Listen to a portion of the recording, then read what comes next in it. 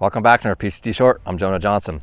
So we've had some warm temperatures last weekend. Now we got super cold this week, and many questions hitting our desk this week is did this cold temperatures hurt our wheat in any way? So if you've not been out to see your wheat, you know, I've seen this from north to south that the wheat has turned excessively green almost, and it's a beautiful sight to have some greenery in the horizon. But so the question begs an answer, and so let's get into it. So the temperatures we were exposed to over the last week or so were anywhere, I heard, from the mid-20s down to about 16 degrees. And so the short of the answer is I don't think there's any harm to the wheat, because you got to think about where we're at in growth stages. So right now we're basically at green up, maybe Feeks 4 for some of us in the further south. But the good news there, just as when we're scouting corn for frost damage, is that active growing point, or the wheat head, is still below the soil surface till we get to Feeks growth stage 6, aka the jointing stage. So there's a benefit to that as well.